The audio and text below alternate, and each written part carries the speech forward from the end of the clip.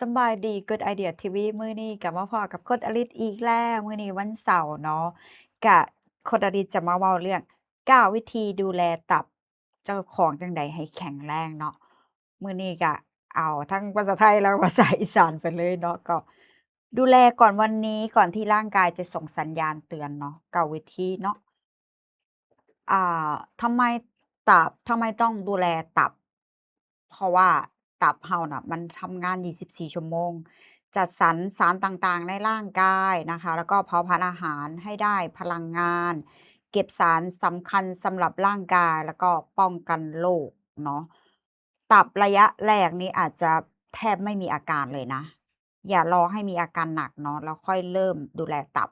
ถ้าเกิดถามพจนฤทธิ์เนาะพจนฤทธิ์ก็จะบอกเลยว่าควรที่จะตรวจสุขภาพร่างกายอาจจะทุกๆ6เดือนหรือว่าทุกๆ1ปีถ้าเกิดว่าคุณบ่ได้มีโรคโรคร้ายโรคมะเร็งจังซี้เนาะก็ตรวจสุขภาพแล้วก็ดูค่า ALT AST เนาะว่าค่ามันสูงบ่ถ้าเกิดว่ามันสูงเราก็ควรที่จะรีบดูแลสุขภาพแล้วก็เปลี่ยนไลฟ์สไตล์เจ้าของให้กลับมาแบบให้ตับเราแข็งแรงเพราะว่า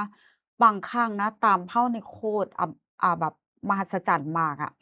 ตับนี่ขนาดเหลืออยู่แค่1%มันก็ยังเฮ็ดงานเราก็ยังอยู่ได้อีกปี2ปีเลยนะเพราะฉะนั้นแบบตับเฮานี่ข้อดีคือมันสามารถกลับให้มันดีขึ้นมาได้จังซี้น่ะแต่ว่าถ้าเกิดว่าถ้ามันเสียหาย100%แล้วเราก็เสียชีวิตทันทีจังซี้เพราะฉะนั้นก็ตับเฮาสำคัญกับร่างกายอีกหนึ่งอวัยวะเลยแหละเพราะฉะนั้นก็ มาฟังวิธีดูแลสุขภาพวิธีป้องกันแล้วก็แก้ไขให้ตับเรากลับมาแข็งแรงคือเก่าเนาะตับมีปัญหาไม่ได้เกิดจากเราอย่างเดียวเนาะความเสี่ยงแค่เป็นความเสี่ยงก็คือแอลกอฮอล์น้ำตาลและพลังงานเกินน้ำหนักเกินไขมันพอกตับเบาหวานไขมันในเลือดสูงไวรัสตับอักเสบหรือยาสมุนไพรอาหารเสริม บางคนแบบว่าบ่ได้ดื่มเหล้าอะบ่ได้กินเหล้าอะก็สามารถที่จะเป็นโรคตับได้บางครั้งอาจจะได้ยาเคมีเยอะแล้วก็ร่างกายมีสารเคมีสะสมในร่างกายระบบลำไส้เราหลายจังซี้ตับทำงานหนักบางเทื่อตับเราก็อาจจะเสื่อมได้เพราะฉะนั้นก็ต้องดูแลตับเราให้ดีที่สุดเลยเพราะว่าเว้าง่ายๆว่าตับเรามันสำคัญกับร่างกายมากๆเลยเนาะ 9วิธีดูแลตับก็คือ1ลดหรืองดแอลกอฮอล์ก็คือถ้าเกิดว่าไปตรวจแล้วค่าตับสูงจังซี้เนาะส่วนมากคนดื่มเพราะว่ามันจะเฮ็ดให้ตับเราเฮ็ดงานหนักจังซี้เพราะฉะนั้นงดไปเสียแอลกอฮอล์ถ้าเกิดว่ารักชีวิตเจ้าของอยู่ก็งดไปก่อนจังซี้เนาะ2ก็ลดน้ำตาลและก็อาหารแปรรูปแบบน้ำตาลอาหารแปรรูปนี่สิก็สำคัญมากๆนะว่าต้องงดไปก่อน ถ้าเกิดว่าเราไปตรวจค่าเลือดว่าตับเราสูงแล้ว ALT AST สูงเนี่ยควรที่จะแบบงดไปก่อนเนาะเพื่อที่จะให้ดูแลตับเราให้มันยืดยาวเนาะ3ดูแลน้ำหนักแล้วก็น้ำหนักและรอบเอวก็คือเอาตรงๆว่าถ้าเกิดว่ากลุ่มเราแบบว่าเสี่ยงอ้วนโรคอ้วนหรืออิหยังจั่งซี้อาจจะตับเราอาจจะเฮ็ดงานหนักก็ได้เนาะข้อที่4นอนพักผ่อนให้เพียงพอสังเกตเบิ่งเด้อเวลาแบบบางคนนี่นอนหน่อยนอนดึกจั่งซี้ติดต่อกันเป็นระยะเวลานานจั่งซี้โคดาริสบอกเลยว่าส่งผลถึงตับเพราะว่าโคดเคยเป็นนะช่วงที่แบบว่าโคดป่วยหนักแล้วก็นอนโรงบาลจั่งซี้แล้วโคดนอนบ่ได้นอนบ่หลับจังซี้ค่า ALT AST ของโคดนี่จะสูงมากๆเลยเนาะเดี๋ยวเบิ่งกันเนาะว่าผู้ใดส่งอันนี้มาแหน่นั่นแหละเพราะว่าต้องดูแลสุขภาพเจ้าของให้มันดีเนาะ แล้วก็พักผ่อนให้เพียงพอนี่ข้อ4เนี่ยก็คือ4ทุ่มถึง6โมงเช้านี่ก็คือประมาณเนี้ยคือ4ทุ่มถึงตี3เนี่ยคือเวลานาทีทองแบบว่าเวลานาทีทองเราควรที่จะนอนให้ได้ตรงช่วงนี้ซี้นะแล้วก็ข้อที่5ระวังอาหารเสริมและสารเคมีบางเทื่ออาหารเสริมบางตัวที่เรากินเข้าไปบางเทื่อ เราศึกษาดีๆอาจจะเฮ็ดให้ตับเราทำงานหนักกว่าเก่าก็ได้เพราะฉะนั้นก็เบิ่งดีๆอ่านฉลากสมุนไพรดีๆว่ามันมีผลกระทบกับตับเราบ่ลองกินไปเบิ่งว่าสักอ่าเดือนหนึ่งเบิ่งว่าราคาตับเราดีขึ้นบ่สมมุติว่ากินสมุนไพรดูแลตับจั่งซี้ช่วงนั้นล้างตับล้างอิหยังเซี้ย ประมาณสักเดือนหนึ่งแล้วก็ตรวจค่าเลือดเบิ่งเพราะว่าสำคัญคือถ้าเราบ่มีเข็มนำทางเราบ่รู้ค่าเลือดเจ้าของเลยนี่เราบ่รู้อวัยวะภายในเราว่าส่วนใดมีปัญหาจั่งซี้ค่าเลือดมันจะเป็นตัวที่เป็นไกด์เป็นตัวนำทางเฮ็ดให้ร่างกายเราแบบเรารู้เขารู้เราจังซี้เพราะฉะนั้นก็ต้องตรวจค่าเลือดแล้วก็เบิ่งถ้าเกิดสูงเกินไปก็ต้องหาวิธีเปลี่ยนไลฟ์สไตล์เจ้าของจังซี้เนาะแล้วก็6 ป้องกันไวรัสตับอักเสบบางคนจะมีไวรัสตับอักเสบ B ไวรัสตับอักเสบ C จังซี้ก็ตรวจแล้วก็มีวัคซีนป้องกันตัวจุดนี้ถ้าเกิดว่าเรากลุ่มเสี่ยงถ้าเกิดว่ามีญาติมีหยังเป็นไวรัสตับอักเสบ B จังซี้เราตรวจเลือดแล้วถ้าเกิดมีปัญหาเราก็ต้องปรึกษาหมอควบคู่กับการเปลี่ยนพฤติกรรมการดูแลสุขภาพเจ้าของไปนำอันนี้ก็สำคัญมากๆเนาะ7ออกกำลังกายสม่ำเสมอก็คือเรานอนให้เพียงพอดูแลเหมือนสำหรับโคดอะลิดเด้อถ้าเว้าถึงเนี่ยคือโคดจะเน้นก็คือดูแลระบบลำไส้ก่อนเพราะว่าถ้าเกิดว่าลำไส้เรามีของเสียสะสมหนักตับเรามันก็จะรี่เอาของเสียอยู่ระบบลำไส้เราน่ะรี่กลับคืนมาเพราะฉะนั้นตับเราถ้าเกิดลำไส้สกปรกจั่งซี้ตับเราจะเฮ็ดงานหนักช่วงที่ให้ยาคีโมหรือยาเคมีต่างๆจังซี้ มันก็หมายถึงว่าเป็นสารเคมีคือกัน เพราะฉะนั้นบางเคสเวลาตรวจค่าเลือดแล้วเราได้รับคีโมจังซี้ค่าตับเราอาจจะสูงจังซี้เราก็ต้องปรึกษาแล้วก็ต้องแจ้งหมอหรือว่าหมอบางคนหรือบางเคสถ้าเกิดว่าหมอที่เพิ่นมีเคสคนไข้หลายๆเพิ่นอาจจะแบบบ่ได้ดูแลเราใกล้ชิดแบบนี้จังซี้ถ้าเกิดว่าผู้ใดโชคดีที่มีหมอประจำตัวที่ดูแลเราหรือหมอมะเร็งดูแลเราดีๆ ถ้าเกิดว่าค่า ALT AST เราสูงจั่งซี้มัน correlate สมมุติค่าตับสูงจังซี้เขาก็จะมีสมุนไพรบอกเราวิตามินสมุนไพรให้เรากินแล้วก็ดูแลเจ้าของให้เพียงพอแล้วก็เช็กเราว่านอนหลับดีบ่เพียงพอบ่มีความเครียดสะสมบ่จั่งซี้แล้วก็ระบบลำไส้ของคุณมีปัญหาอิหยังบ่การนอนอิหยังซี้น่ะทุกอย่างมันสัมพันธ์กันเบิดเฮ็ดให้เรา ค่าตับเรามันสูงหรือตับเราอาจจะอ่อนแอก็ได้เพราะฉะนั้นก็ต้องดูแลตับเราให้มันดีๆเนาะออกกำลังกายข้อ7นี่ก็คือออกกำลังกายอย่างสม่ำเสมอสำหรับคนนี่การเดินเพราะว่าตอนนี้หลังกระดูกสันหลังโคนประมาณอ่า3เดือนแล้วจังซี้เนาะเพราะฉะนั้นโคฤทธิ์ก็ยังต้องห้ามยกของหนักแล้วก็ต้องออกกำลังกายได้ The best ก็คือการเดินทุกๆ2ชั่วโมงต้องลุกเดินลุกแอ็กทิฟเจ้าของจังซี้เพราะฉะนั้นคือต้องเพียรเอาเจ้าของอะเพราะฉะนั้นออกกำลังกายได้บ่หลายคือหมู่จั่งซี้ก็ the best ในการออกกำลังกายบ่ว่าผู้ป่วยอันใดคือการ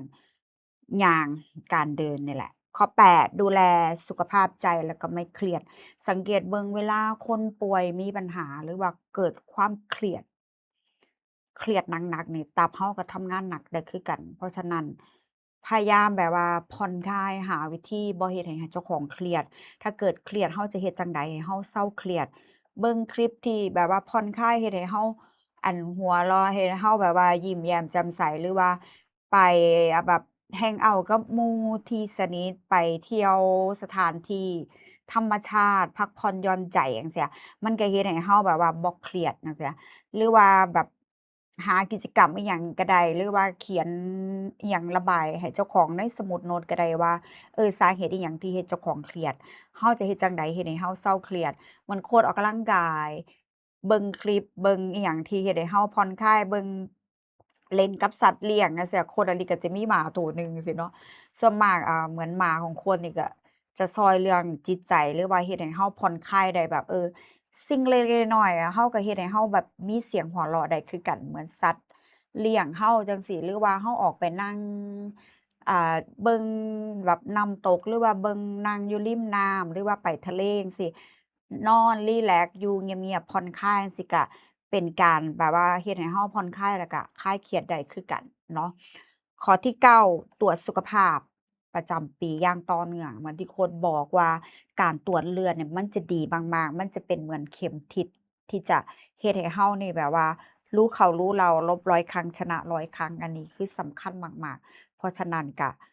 ตรวจค่าเลือดอย่าแบบว่าอายหรือว่าคนคิดว่า ค่าใช้จ่ายในการตรวจค่าเลือดมันก็บ่ได้แพงมากจังซี้ถ้าเกิดว่าเราบ่ได้มีงบหรือว่ามีประกันที่จะไปหาหมอจังซี้เราก็ลองแบบไปติดต่อโรงพยาบาลต่างๆจังซี้ลองไปถามเบิ่งว่าแบบว่าเราจะแบบตรวจค่าเลือดนี่ราคาประมาณเท่าใดแล้วเราก็วางแผนตรวจอย่างน้อยก็ปีหนึ่งครั้งหนึ่งก็ยังดีหรือว่าจริงๆแล้วสำหรับโคคิดว่าทุกๆ6เดือนเนาะถ้าเกิดว่าคนใดที่ ยังแบบว่าต้องเฝ้าระวังเรื่องโรคสงบเรื่องมะเร็งเรื่องอิหยังจั่งซี้ควรที่จะแบบตรวจค่าเลือดทุกๆ6เดือน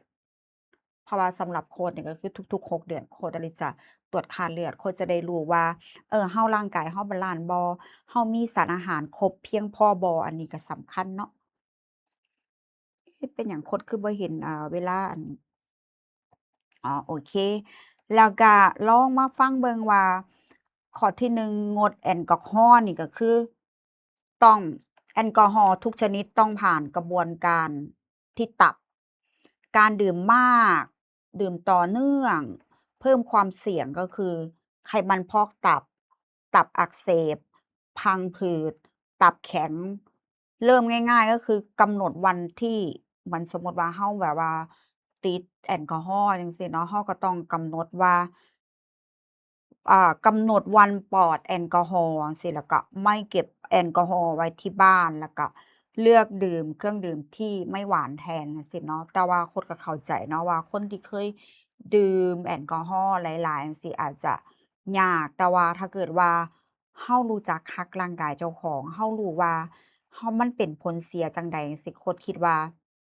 เราก็สิสา โอ๊ย excuse me เราก็สิสามารถที่จะดูแลเข้าใจแล้วก็ดูแลตับเราได้ดีเนาะอันที่2ที่คนบอกว่าลดน้ำตาลและอาหารแปรรูปก็คือสิ่งที่ควรที่จะงดคือน้ำอัดลมชานมกาแฟขนมเบเกอรีเครื่องดื่มที่เติมน้ำตาลอาหารแปรรูปจั่งซี้ แต่ว่าก็บ่ต้องงดทุกอย่างก็ได้แต่ว่าให้เปลี่ยนให้กินน้อยลงกินอย่างรู้ตัวเนาะถ้าเกิดว่าผู้ใดที่แบบว่างดน้ำตาลอาหารแปรรูปแบบว่ามันยังเกิดความเคยชินจั่งซี้ค่อยๆถอยออกค่อยๆลดทีละแบบอย่าง2อย่างจั่งซี้จนเราแบบว่ากลับมาแข็งแรงหรือว่ากินอาหารให้มันมีประโยชน์กับร่างกายถ้าเกิดว่ากินพวกจั่งซี้น้ำอัดลมชานมกาแฟขนมจั่งซี้กินหลายแล้วเราลองไปเช็กค่าเลือดจั่งซี้เราก็ต้องเช็กเบิ่งว่าค่าตับเราสูง เราควรที่จะงดอิหยังแหน่จั่งซี้มันจำเป็นมากๆเนาะดูแลน้ำหนัก แล้วก็รอบเอวโอ๊ยเป็นหยังคือเจ็บคอแท้เนาะคนบ่ได้เปิดแอร์คนเปิดพัดลมน้ำหนักเกินและไขมันบริเวณหน้าท้องเกี่ยวข้องกับไขมันพอกตับดื้อต่ออินซูลินเบาหวานไขมันในเลือดสูงถ้าเกิดว่าเราจะเริ่มจากไหนลดอาหารพลังงานสูงลดเครื่องดื่มหวานแล้วก็ กินอาหารให้สมดุลกะบ่ต้องเครียดแล้วก็ดูแลเจ้าของให้ดีๆแล้วก็กินอาหารที่มีประโยชน์แล้วก็สมดุลช่วงแรกๆอาจจะแบบอุ๊ยเราเปลี่ยนไลฟ์สไตล์เปลี่ยนพฤติกรรมแล้วมันอาจจะแบบยากจังซี้แต่ว่าโคตรเชื่อมั่นเลยว่าถ้าเกิดว่าคุณรักร่างกายเจ้าของคุณอยากมีชีวิตอายุยืนยาวสุขภาพแข็งแรงคุณก็จะเปลี่ยนได้เหมือนโคตรจังซี้แต่กี้ไลฟ์สไตล์เจ้าของก็บ่ได้ว่าจะมากินอาหารที่สุขภาพแข็งแรง โคตก็บ่ได้ว่าแบบสามารถที่จะแบบ100%แบบช่วงนี้คือโรคมะเร็งโคตมันสงบแล้วจังซี้ก็บ่ได้สามารถที่จะแบบเขาเอิ้นว่าแบบแสลงหรือคะล่ำจังซี้ภาษาอีสานเนาะก็คือแสลงอะภาษาไทยแสลงภาษาอีสานคือคะล่ำได้100%จังซี้แต่ว่าโคตก็สิตัดอาหารพวกที่มะเร็งมันต้องการหรือว่าร่างกายเรามันสิส่งผลเสียกับร่างกายเราจั่งซี้โคตก็พยายามตัดออกให้ได้มากที่สุดจังซี้ อย่างน้อยก็ดีกว่าบ่ได้ช่วยร่างกายเจ้าของอิหยังเลยจั่งซี้เนาะเคลื่อนไหวร่างกายการออกกำลังกายช่วยสนับสนุนระบบเผาผลาญเนาะความไวต่ออินซูลินการควบคุมน้ำหนักการลดไขมันสะสมถ้าเกิดว่านั้นเลือกกิจกรรมที่ทำได้จริงก็คือเดินการเดินเร็วจั่งซี้ก็คือการว่ายน้ำการปั่นจักรยานการที่เราโยคะ Pilates เต้นฝึกกล้ามเนื้อแบบ squat เฮ็ดให้กล้ามเนื้อเราแข็งแรงแล้วก็กินโปรตีนให้เพียงพอจั่งซี้เราก็อาจจะตั้งเป้าไว้ว่า150ต่อนาทีต่อสัปดาห์จั่งซี้2วันต่อสัปดาห์ฝึกกล้ามจั่งซี้เราแบบว่าเฮ็ดตารางให้เจ้าของได้ เคลื่อนไหวร่างกาย มันก็บ่แม่นว่าได้ทั้งเรื่องตับเรื่องหยังมันก็ได้ทั้งเรื่องเกี่ยวกับระบบต่อมน้ำเหลืองของเฮานำแล้วก็ถ้าออกกำลังกายเคลื่อนไหวร่างกายดูๆจั่งซี้เฮาก็ให้นอนหลับสำบายจังซี้ก็ต้องพยายามปรับเปลี่ยนเจ้าของให้มันได้เนาะเหมือนข้อ5นี่ระวังสมุนไพรอาหารเสริมอะสิธรรมชาติไม่ได้แปลว่าปลอดภัยเสมอไป ก็คือโคดก็บ่ได้ว่าโจมตีธรรมชาติหรือว่าโจมตีแบบสารเคมีต่างๆนะแต่โคดอยากจะมาแบบสื่อให้เห็นว่าแบบเดินทางสายกลางถ้าเกิดว่าเฮาเลี่ยงบ่ได้ว่าเฮาบ่สามารถที่จะหาอาหารที่แบบเป็นออร์แกนิก100%ได้จังซี้เฮาก็ต้องมีวินัยแหน่ถ้าเกิดว่าบ่ปลูกกินเองก็หาน้ำยาที่ล้างผักล้างอิหยังให้มันสะอาด จุกจิกในเรื่องการล้างอาหารให้มันสะอาดนิดหนึ่งจั่งซี้มันก็จะสำคัญกับร่างกายเจ้าของเนาะว่าถ้าเกิดว่าเฮากินแต่สารเคมีไม่มันมาทั้งรูปอาหารมันมาได้หลายๆอย่างเพราะว่าเฮากินเข้าไปในท้องเฮาจั่งซี้เฮาก็บ่รู้ดอกว่าเฮาได้รับสารเคมีโดยบ่รู้โตวแต่สำหรับโคนี่โคอันนี้ก็ดีท็อกซ์เอาแล้วก็ส่วนมากก็ล้างตับล้างลำไส้ ก็คือแล้วก็เติมกลับเติม Pre and Probiotic กลับคืนให้ทันจังซี้แล้วก็พยายามฝึกเจ้าของให้นอนเพียงพออันนี้คือโคตรจะหนักเรื่องนี้เพราะว่าโคตรเป็นคนที่นอนหลับยากแล้วโคตรเป็นคนที่นอนดึกมาตลอดชีวิตจังซี้โคตรก็พยายามปรับเจ้าของนะเพราะว่าบ่มีผู้ใดเพอร์เฟกต์ดอกบ่มีผู้ใดที่สามารถที่จะแบบอุ๊ยดีไปเสียทุกอย่างจังซี้ Nobody perfect จังซี้เฮาก็บ่เพอร์เฟกต์ทุกคนก็บ่ได้เพอร์เฟกต์จังซี้แต่ว่า เฮาก็ try everything คือ the best ให้กับเจ้าของจังซี้ก็จะดีกับร่างกายเจ้าของจังซี้เนาะสิ่งที่ควรระวังก็ยาบางชนิดสมุนไพรอาหารเสริมผลิตภัณฑ์ลดน้ำหนักผลิตภัณฑ์ detox เพราะว่าถ้าเกิดว่าเฮาดูแลเจ้าของแล้วถ้าเกิด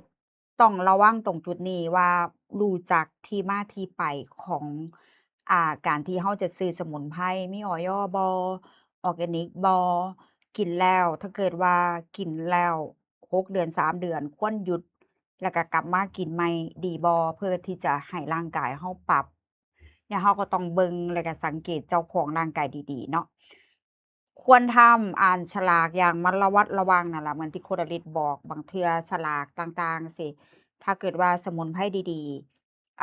เฮาลองกินเบิ่งแล้ว1เดือนเฮาก็สิรู้ดอกว่ามันถูกกับร่างกายเจ้าของบ่เพราะว่าเดือนหนึ่งนี่หรือว่าครึ่งเดือนไปแล้วเนี่ยเฮาจะรู้สึกด้วยตัวเฮาเองถ้าสมุนไพรที่ดีที่ได้มาตรฐานร่างกายเฮาสามารถดูดซึมก็จะบ่ไปสะสมเฮ็ดให้ตับเฮาทำงานหนักจังซี้ต้องเบิ่งดีๆ กลิ่นสมุนไพรที่มีฉลากอยดีๆแล้วก็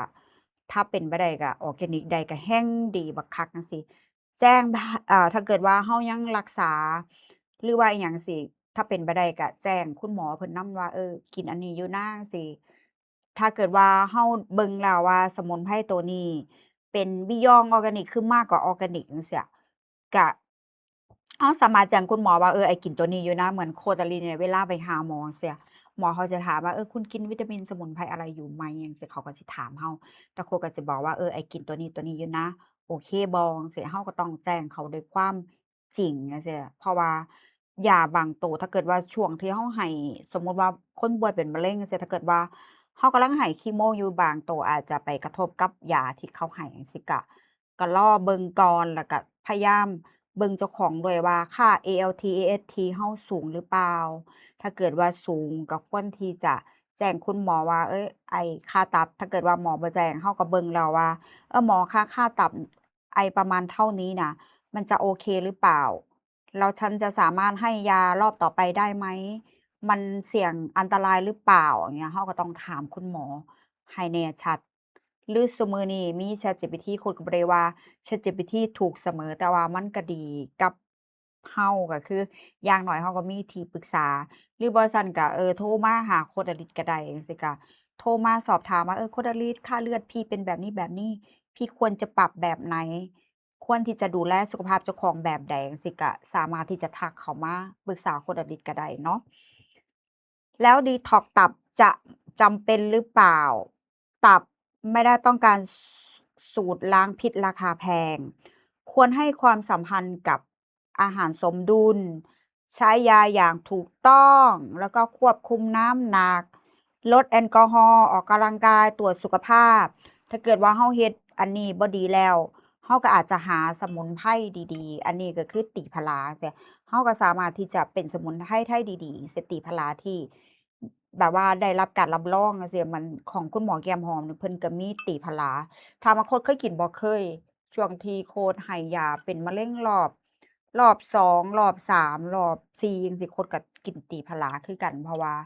มันก็บ่ได้แพ้ตับบ่ได้แพ้อิหยังนะเพราะว่าเป็นตีผลาที่เข้มข้นแล้วก็สามารถที่จะดูแลตับได้ดี อาจจะมีคนรู้เนาะว่าการที่แบบตีผลามีความสำคัญกับตับ ถ้าเกิดเป็นอาหารถ้าโคดอาหารสีแดงพวกบีตรูทจังซี้กินได้ก็ดีเนาะแบบว่าเฮ็ดแบบว่าเป็นสมูทตีจั่งซี้ปั่นกินตอนเช้าหรือว่าตอนเที่ยงก็ได้จังซี้อ่าพวกอิหยังที่เป็นสีแดงจังซี้นั่นล่ะคือจะดูแลตับเจ้าของให้มันแข็งแรง 6ป้องกันไวรัสตับอักเสบคือไวรัสตับอักเสบ B C คือเฮาควรที่จะปรึกษาแพทย์ถ้าเกิดว่าเฮาตรวจเลือดแล้วเฮามีตรงนี้ก็คือประวัติการฉีดวัคซีนก็ควรที่จะถ้าเป็นไปได้ฉีดวัคซีนใดก็ฉีดเนาะพวกไวรัสตับอักเสบต่างๆเนี่ยผู้ชายหรือผู้หญิงก็สามารถเป็นได้แล้วก็ตรวจแล้วก็ดูแลเจ้าของงดการเสี่ยงเป็นแบบปัจจัยที่เป็นส่วนบุคคลจังซี้เนาะ ป้องกันการติดเชื้อเอาตรงๆเลือดอุปกรณ์และอาหารที่เกี่ยวกับตับก็คือหลีกเลี่ยงใช้เข็มร่วมกันใช้มีดโกนร่วมกันใช้แปรงสีฟันร่วมกันทำหัตถการในสถานที่ไม่สะอาดจังซี้มันก็ส่งผลให้เฮาติดเชื้อได้เนาะแล้วก็ควรทำล้างมือเลือกทานอาหารที่สะอาดอันนี้ก็คือ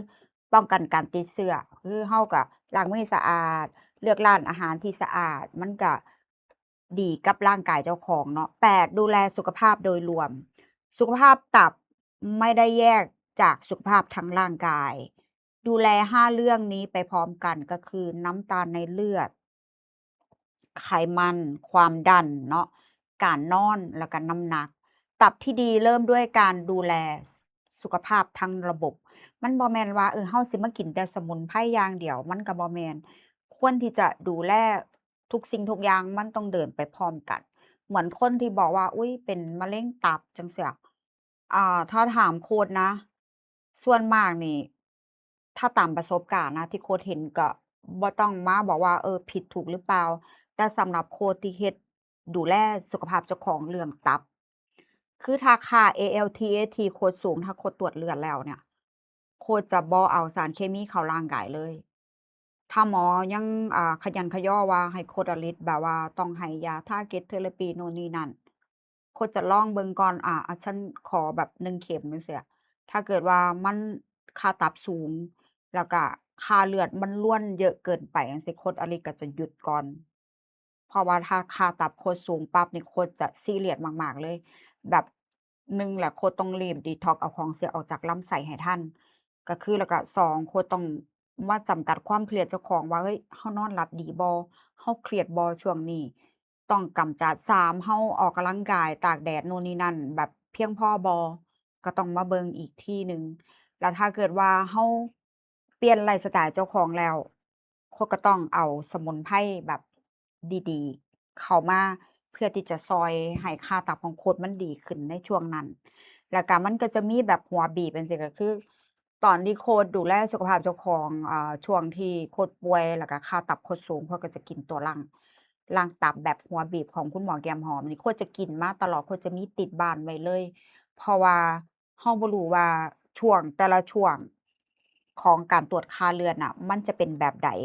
ถ้าเรามีสมุนไพรดีๆประจำบ้านไว้มันก็เปรียบเสมือนยาสามัญประจำบ้าน เวลามีปัญหา ถ้าเรารู้สึกว่าบางเทื่อคนจะสังเกตถ้าเราบ่ตรวจเลือดคนจะสังเกตตาขาวเราอะถ้ามันเหลืองเกินไป มันเหลืองแล้วรู้สึกว่า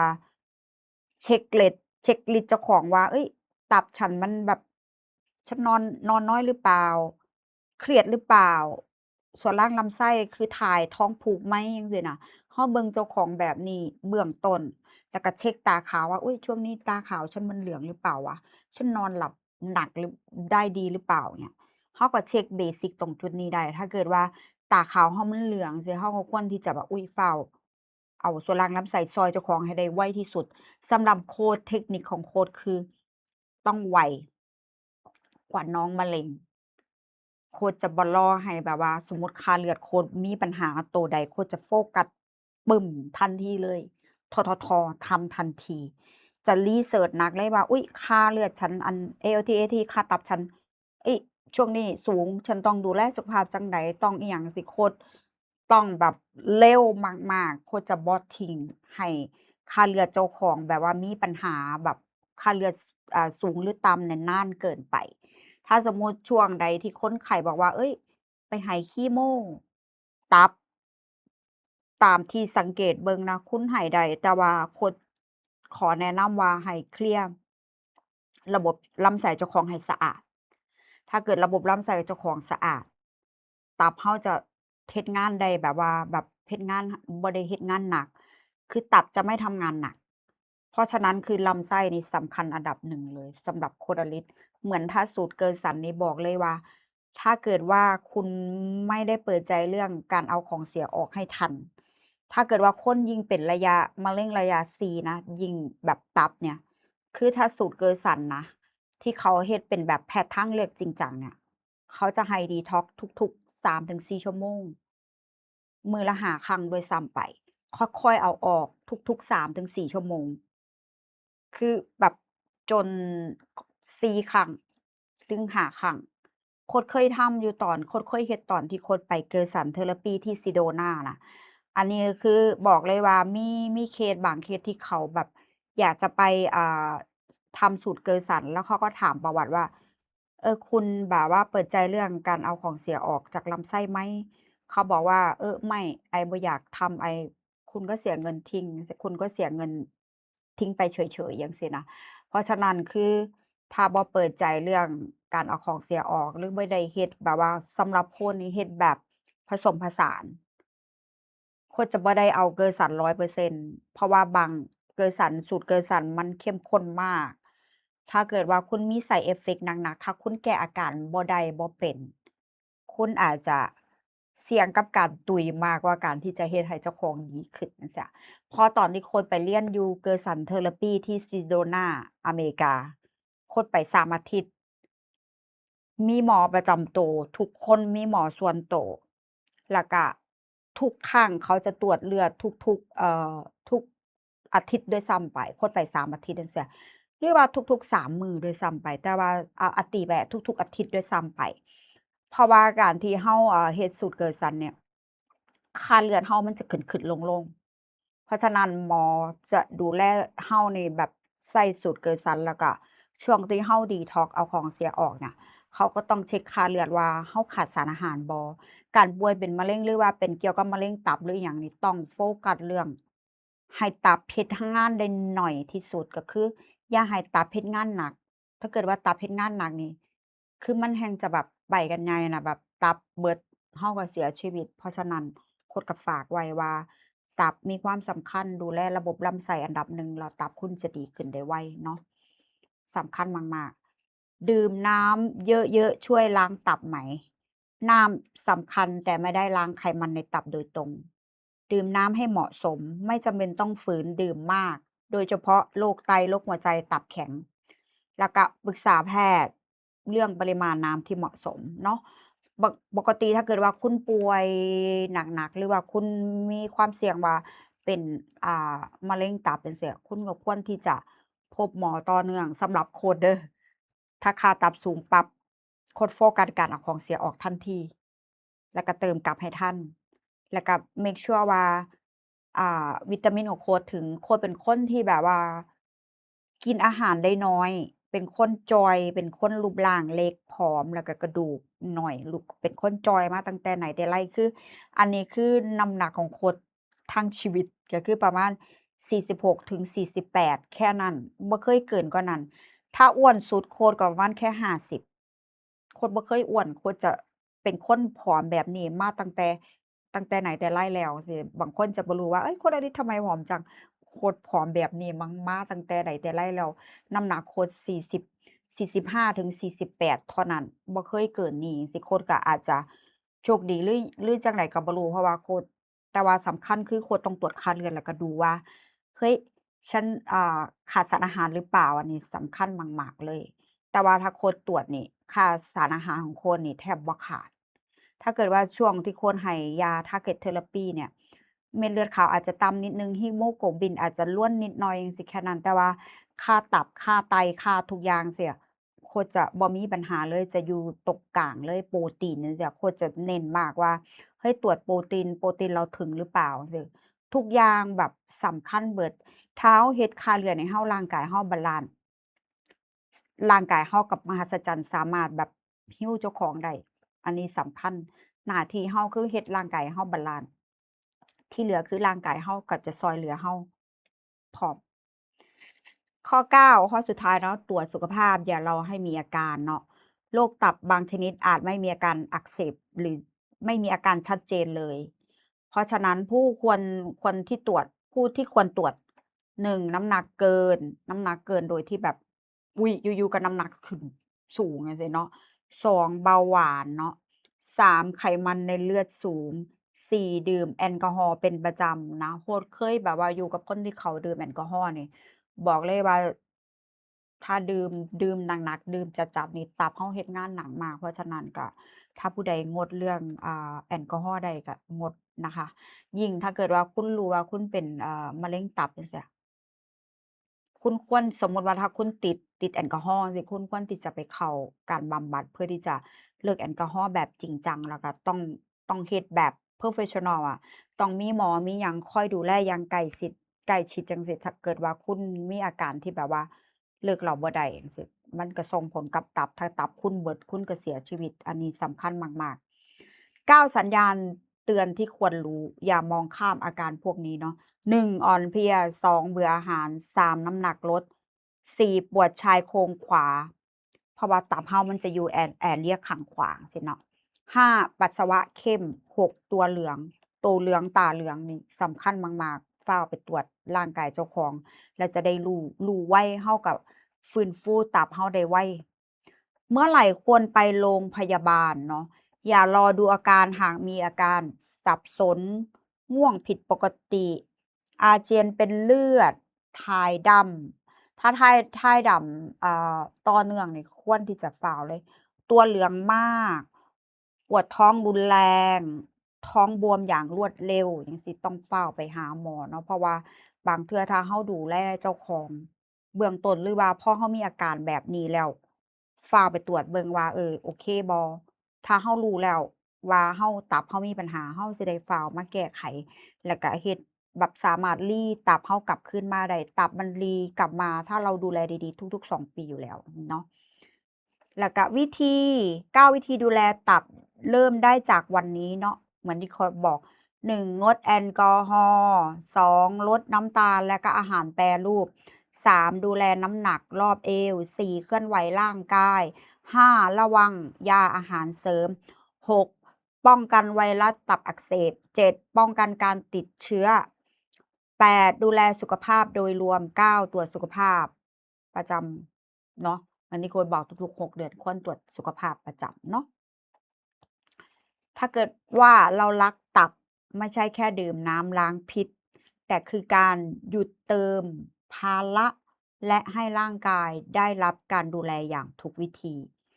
ก็บอกเลยว่าถ้าตับเราดีมันเป็นตัวที่แบบว่าเฮ็ดให้ร่างกายเราแบบว่ากองของเสียโน่นนี่โน่นนั่นหน้าที่ของมันมีเยอะแยะแล้วมันก็เฮ็ดงานให้เราตลอด24ชั่วโมงเพราะฉะนั้นบอกเลยว่าเหมือนถ้าเกิดถามโคชอลิศดูแลตับเจ้าของแบบใดเหมือนที่โคชบอกเสมอ1โคชบ่รอให้ร่างกายเราเอาของเสียออกเองก็คือโคชต้องเคลียร์ระบบลำไส้ของโคชให้สะอาดอันดับหนึ่งเลย 2ก็คือควรจะโฟกัสเรื่องการนอน ถ้าโคชช่วงใดมื้อใดถ้าโคชจะแบบถ้านอนหลับยากจั่งซี้โคชก็ต้องมีวิตามินเข้ามาเสริมเฮ็ดให้เจ้าของนอนหลับได้ดีขึ้นเหมือนโคชก็จะใช้920 THC ของคุณหมอแก้มหอมหยดแบบว่าผสมน้ำแล้วก็กินก่อนนอนก็คือการกิน920นี่บางคนกินผิดวิธีคือกินแล้วก็เฝ้าแบบว่ากินแล้วก็ปิดไฟนอนบ่ต้องไปย่างบางคนบ่ไปย่างดูกินแล้ว ไปย่างเฮ็ดนั่นเฮ็ดนี่แบบ เหมือนกินหมอบอกกินแล้วก็ปิดไฟนอนซะแบบมันจะเฮ็ดให้เรานอนพักผ่อนได้ดีได้เพียงพอกับร่างกายถ้าเราพักผ่อนเพียงพอเอาของเสียออกจากลำไส้ให้ทันแล้วก็พักผ่อนเพียงพอแล้วก็อย่าเครียดความเครียดนี่ส่งผลให้แบบตับเราแบบหนักเลยบางคนมีปัญหาเรื่องการดื่มหรือการกินแอลกอฮอล์จั่งซี้ก็ถ้าเราไปตรวจแล้วจั่งซี้หรือว่าเราสังเกตเจ้าของตัวเหลืองตาเหลืองจั่งซี้ ก็ควรที่จะหยุดก่อนซะเพราะว่าแบบถ้าตับเราเบิดเราก็เสียชีวิตอวัยวะตับเราสำคัญมากๆโคตรก็ฝากไว้ให้คิดแล้วก็ดูแลเจ้าของให้ดีๆตับสำคัญคือกันบ่แม่นว่าแบบว่าการป่วยยกตัวอย่างถ้าเกิดว่าเราป่วยเป็นมะเร็งอย่าไปโฟกัสแค่คำว่าไปฆ่ามะเร็งร่างกายเราถ้าเกิดว่าเราเฮ็ดร่างกายเราบาลันซ์สมดุล ร่างกายเฮามันจะกำจัดหรือว่า fighting มะเร็งโดยตัวของเขา ถ้าเฮาตรวจเลือดมันสังเกตโคดอะลิสเด้อถ้าเกิดว่าโคดปฏิเสธการให้คีโมโคดก็ต้องมาเป็นหมอพึ่งพาเจ้าของให้ได้มากที่สุดเฮ็ดจั่งใดโคดจะแอกเหมือนเจ้าของเป็นหมอโคดจะเฮ็ดหน้าที่ที่ดูแลเจ้าของคือหมอเลยโคดจะต้องมีวินัยตั้งเป้าไว้1เดือนว่าเฮาจะดูแลเจ้าของจั่งใดถ้าค่าตับเจ้าของสูงปั๊บนี่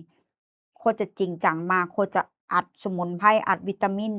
แต่ก็ต้องเป็นวิตามินสมุนไพรที่